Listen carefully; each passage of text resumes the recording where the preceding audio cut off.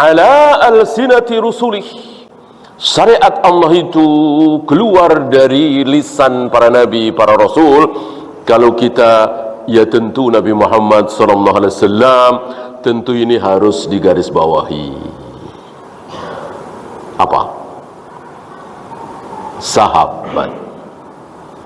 Sahabat. Walaupun kita belum pernah dengar Nabi bicara seperti itu, walaupun kita belum pernah melihat, membaca riwayat Nabi seperti itu, tapi kok para sahabat seperti itu, maka ini ibadah mahdoh ya, maka kita ikut Nabi apa sahabat? Sahabat. Sahabat. Kok begitu? Iya. Iya, ini para ulama jeli ya. Karena Nabi mengatakan alaikum, ini berangkat dari hadis Nabi ini ya. Berangkat dari sabda Nabi alaihi salatu wassalam, alaikum bisunnati wa sunnatil khulafa'ir rasyidin al-mahdiyyin.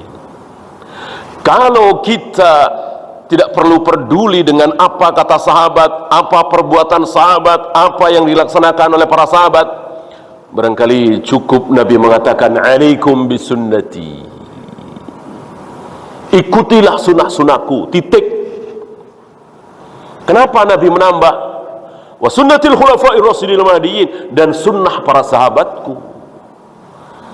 Ini menunjukkan bahwa ketika tidak ada riwayat dari Nabi, tapi ada riwayat para sahabat, maka kita ikut sahabat. Maka kita ikut sahabat. Kenapa? Tadi Nabi nyuruh kan? Yang nyuruh kita mengikuti sunnahnya para sahabat adalah beliau. Dan ini tidak bertentangan. Nggak ada riwayat bukannya bertentangan. Apa contoh sederhananya? Contoh sederhananya adalah mencukur jenggot segenggam. Ada riwayat Nabi mencukur jenggot segenggam? Tidak ada. Ada riwayat Nabi memerintahkan bersabda, cukurlah jenggot kalian ketika sudah sampai segenggam? Enggak ada. Ucapan enggak ada, perbuatan Nabi enggak ada. Maksudnya enggak ada riwayatnya. Yang ada riwayat dari minimal 3 orang sahabat. Abu Hurairah, Ibnu Umar, Anas bin Malik. 3 sahabat ini diriwayatkan mencukur jenggot mereka setelah segenggam. Dan ingat, tidak ada bantahan dari sahabat yang lain. Tidak ada, kan tidak mungkin 3 orang sahabat besar ini mencukur jenggot, nggak ada yang tahu, nggak mungkin. Pasti banyak yang tahu. Orang kita aja tahu, Imam Bukhari, Muslim, Abu Daud, Nasai, Tirmidzi tahu, makanya meriwayatkan. Sahabat tentu lebih tahu lagi, kan sezaman, sama-sama di Madinah misalnya, sama-sama di Mekah misalnya. Ya. Nah, tapi seluruh sahabat yang tahu bahwa 3 orang sahabat ini mencukur jenggot segenggam, diam. Nggak ada yang protes. Ini menunjukkan bahwa para sahabat menyaksikan Nabi mencukur jenggot segenggam, hanya tidak meriwayatkan. Yang ada riwayat perbuatan Ibnu Umar tadi, Abu Hurairah tadi, Anas bin Malik tadi, gitu ya. Dan ini kan bukan cuma satu, masih ada beberapa lagi. Ya, yang mudahlah salat tarawih berjamaah setiap malam di bulan Ramadan. Yang nggak ada contoh dari Nabi Sallallahu Alaihi Wasallam tiap malam tarawih tiap malam. Yang ada kan dari para sahabat membukukan Al-Quran dalam satu mushaf. Nggak ada perintah dari Nabi Sallallahu Alaihi Wasallam. Contoh dari Nabi juga tidak ada. Tapi para sahabat sepakat. Ya, maka jangan salah faham dengan ucapan beliau. Pokoknya yang keluar dari lisan Nabi, keliru kalau sampai di situ titik. Betul, tetapi secara riwayat Nabi tidak mensabdakan tidak ada riwayat Nabi mensabdakan, tidak ada riwayat Nabi melakukan, tapi sebetulnya Nabi melakukan, sebetulnya Nabi mensabdakan, diriwayatkan oleh para sahabat dalam bentuk perbuatan. Paham ya? Ada yang melakukan sesuatu lalu mengatakan ini perintah Nabi kepadaku. Ada. Seperti Ali bin Abi Thalib. Ali bin Abi Thalib memerintahkan salah satu petugasnya ketika berangkat safar ke satu negeri. Ali bin Abi Thalib mengatakan, aku perintahkan engkau seperti Rasul memerintahkan aku. Apa? Jangan biarkan ada patung-patung berdiri, robohkan. Jangan biarkan ada kuburan menjulang, meninggi, kecuali sejengkal. Nah, Ali memerintahkan ini sambil mengatakan, Nabi ini perintah Nabi kepadaku dulu. Nah, sekarang aku perintahkan engkau seperti itu. Seandainya Ali tidak mengatakan ini perintah Nabi kepadaku dulu, cukup. Kan nggak mungkin Ali bin Abi Thalib berbuat bid'ah, ngarang-ngarang sendiri. Ya. Dan satu lagi, tidak ada bantahan dari para sahabat yang lain.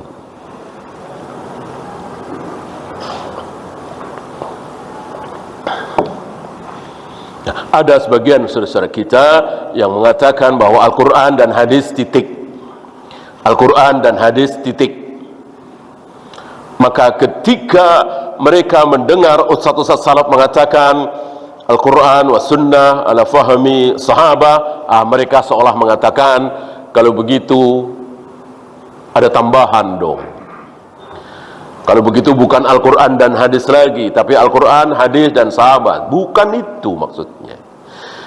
Al-Quran, hadis perlu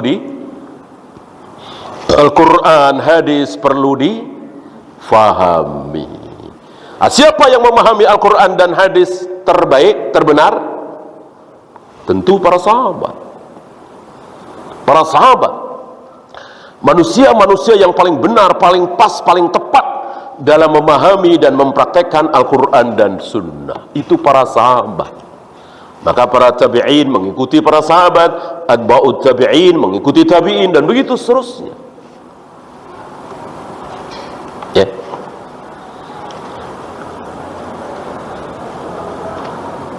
Kecuali ada perkecualian ini, kecuali perbuatan sahabat tersebut dibantah oleh sahabat yang lain. Ya. Waktu itu kita bahas azan Jumat 2 kali yang merupakan istihadnya Utsman. Apakah seluruh sahabat diam sepakat? Tidak, ada bantahan dari sahabat yang lain. Yang paling vokal Ibnu Umar. Ya, ada bantahan. Ketika ada bantahan, tentu tidak ada jaminan benar. Yang benar ya mana yang lebih aqrab lis-shawab, yang lebih dekat kepada dalil. Jadi kaidahnya begini.